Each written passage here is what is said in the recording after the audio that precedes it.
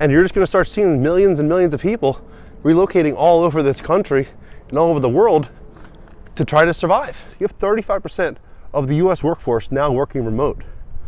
As things get crazier and developers are getting pushed and squeezed in every direction, from interest rates and insurance, the government overreach, to all these different things, it's just going to get harder.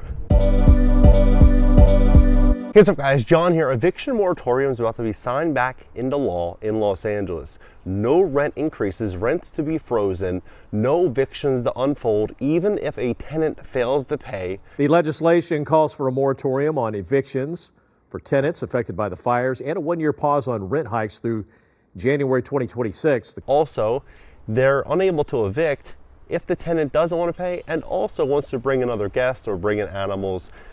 All cards are basically off the table. Landlords, they're going to have no options, no alternatives over the fires. City of LA is simply saying, hey, look, landlords, because of this situation, we need to take away your ability to manage, operate, and control your property. Flashback.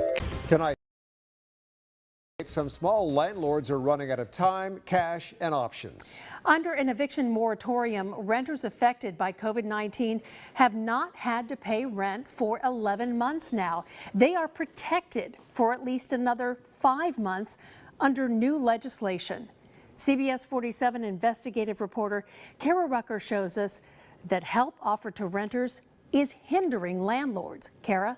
Yeah, that's right, Catherine. We first introduced you to Robert Givens last month, a landlord in Merced. He is owed $17,000 in unpaid rent. He was finally forced to sell the house he was renting, and since you can't evict, he had to sell with tenants living inside, significantly dropping the value of his home.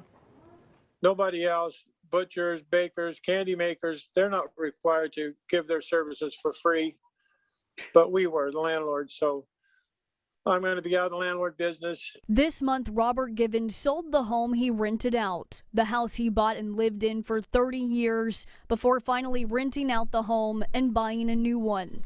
Well, it just feels terrible. You know, it was now we just have to go on, you know, just forget about it. Givens made the decision to sell after going 11 months without being able to collect rent. 67 years old, senior citizen, disabled, and I depend on this property for income.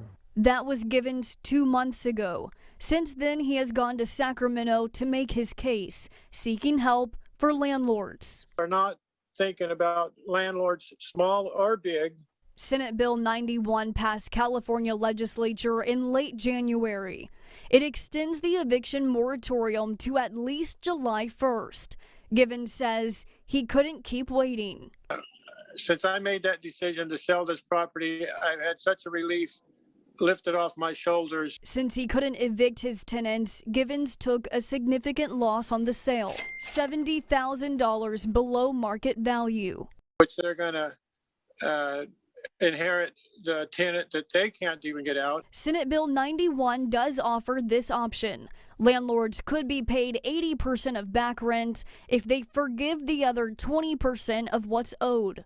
Givens says he doesn't plan to let his former tenants skip out on paying him back. I will be going to court to get 100% of the money that this tenant owes me. Under Senate Bill 91, any action to recover unpaid rent in small claims court has to wait until August 1st. Givens says he's well aware it will be a long time before he sees the $17 grand that he's owed. Now in 2020, people thought that was a one and done situation and it was never going to happen again. Protect tenants and homeowners. Governor Andrew Cuomo signs the Emergency Eviction and Foreclosure Prevention Act of 2020. I'm telling you, things are really going to heat up. Everything is about to change. And in this video, I'm going to talk to you about kind of the big changes that are coming and what we all need to do to prepare for it. Because I think things are going to really heat up. Now, I own a property in LA. I developed a small student housing project next to USC, and I sold that property in the height of the market in 2021. At that time, everyone thought that the world was going back to normal. I thought the opposite. I thought interest rates were going to start going up and the world was going to get harder. And I thought over the long haul, it would be pretty hard to operate that building efficiently, and I'd be better off selling it. And I think that is coming true, and I think we all need to get ready for this. So What I find very interesting is I'm seeing all these real estate brokers, people in the media, everyone's going on, mainstream, talking about how landlords are price gouging and taking advantage of the poor people of the Pacific Palisades, Brentwood, Malibu. People who've lost their homes and looking for places. And I know the prices have significantly increased illegally. The landlords, right? They're going to put their houses on the market even if they didn't want to, and they're going to charge a premium, which is an unfortunate thing because they think that the insurance companies are going to be paying for this. I was on the MLS and I kept seeing these up arrows, and I never see up arrows. It was not a strong rental market. You don't have people increasing their rents, and I couldn't believe it. And that's a very easy position to get behind. And a lot of people would say, look, that is wrong and that is unethical. And I see that. I can agree with that in some capacity. But if we're looking at the things, the thing really clearly, we should take all things into consideration. Getting sick and tired of rising food costs. Prices at fast food restaurants are on the rise. Decades high inflation, the oil industry facing political backlash, where Democrats accuse the companies of price gouging. And in the case of big insurance and big pharma, consumers and taxpayers are getting ripped off. Now, when you own something, in my belief, you should be able to do what you want with it. If you own a car, if you want to sell it or don't want to sell it, if you want to give it away for $1 or sell it for $1,000, it should be yours. You should be able to do that. Now, when you look at literally every single business, in some way, all businesses operate this way. There's market demand, and the market demand and supply will, have a high bearing on price, what you're going to be able to actually get for this item. Think of cancer treatment drugs. In many cases, it might cost them $1 to produce, or $10 to produce one drug, but they'll sell it for $20, $30, $50, $100,000. Why? Because the market will support it. You go to the hospital, you get saline, you get Advil, they're charging you 100 times what it actually costs. Why? Because people have no alternative but to pay for it. You go to a baseball game, you go to the, an NFL game, they're going to charge you $30 for a beer, even though the true market value of that beer might be $2, $3. Why? Because the people will pay for it. Now, what I find very interesting is how everything changes when it's the little guy that owns a house or a duplex or a fourplex and they have a couple of apartments. Now there's price gouging. Now the government needs to step in and control what you can and can't charge. But here's the big caveat. Here's this big curveball coming that a lot of people aren't ready for. Insurance in LA is going to double or triple, I can promise you, over the next couple of years. Now, they say this moratorium they're proposing is for 1 year. So rents cannot go up, you can't evict, basically have no property rights for that 1 year this goes into effect. Yet, the costs need to be eaten by the landlord. So you have to ask yourself, how does that work? How does it work? Many of these landlords are struggling financially. They're struggling in LA. And they have been for years because of the policies that have been enacted over the last 5 years, right? Now, the big question is, when does this stop? Does this actually stop? Because I'm a big believer in capitalism. I think capitalism is the best for everybody. You are paid in direct proportion to the amount of value that you contribute to society. If you're out there building all these housing units, you're supplying food at large scale, you're doing something at scale and you're helping a lot of people, you should be compensated for that, right? Not penalized for it. If you penalize production, there will be no production, right? And that's exactly what's happening in LA. That's exactly what's unfolding right now. They're positioning these fires, all these problems as, look, we need to combat this problem for the greater good. And it's not the mismanagement of people in charge. No. Those people are now going to set out a set of rules and guidelines on your property to tell you what you can and can't do with it.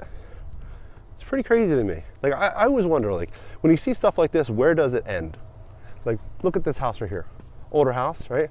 But on this street, there's nothing but beautiful, beautiful modern homes that were, probably flipped or bought by, wealthy people that make money online. If this person bought this house here for, say, $50,000 10 or 15 years ago, and all these wealthy people move in, and now the home prices around here are $700,000, and they want to sell their property, maybe to an investor for $550,000 or $600,000, and they make $500,000 or $400,000 hypothetically on that sale. Are they price gouging, or did they make an investment many, many, many years ago? They took a risk on that investment that paid off, and they're paid in proportion to the risk that they took. I'd argue that that's their equity. They deserve the value of that property. Their retirement should be secured because of the investment and the risk that they took, right? So I always have when you hear these things like that they want to combat inequality and do all these things, they're doing it at the expense of the middle class, right? The rich are getting richer, nothing else. Rich are going to get a lot richer in the next couple of years. You know, I love California, and I love those beautiful beaches, Carbon Beach, and all these beautiful areas, but not enough to where I would sacrifice my entire life's work by investing in multifamily real estate there, saving up the money to put down huge down payments on all these properties, and then dealing with the city that basically views me as the enemy, and they're looking to screw me every which way that they can. I wouldn't live there and invest there for that purpose. People are getting pushed out of California. Landlords are going to get pushed out of California. These investors are saying, you know what, the risk isn't worth, the lime's not worth the squeeze. So we're going to see this huge shift unfolding with a massive exodus happening in California. And I think we're going to see the great real estate taking unfold on duplexes, triplexes, fourplexes. Everything is going to be about climate. Everything is going to be about making these properties more sustainable. And landlords are going to have a hard time pushing those costs on the tenants with rent freezes and all these new protocols and laws that are likely going to be coming.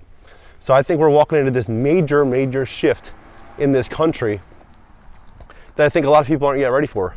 This shift is going to be the affordability migration, where people are going to be moving to places they would have never imagined because of affordability. Last couple of years, everyone was talking about, the passport bros and going to Bali and going to these different places. That's only going to continue to grow as the cost of living goes up. We're going to start seeing people leaving New York City and San Francisco, LA's, these really, really big cities. And why? They can't afford to live there. Not going to afford to live there. So people are going to be relocating to places where they can afford to live. Retirees are going to be doing the same thing. It's going to be this huge shift. You have 35% of the US workforce now working remote. As things get crazier and developers are getting pushed and squeezed in every direction, from interest rates and insurance, the government overreach, to all these different things, it's just going to get harder.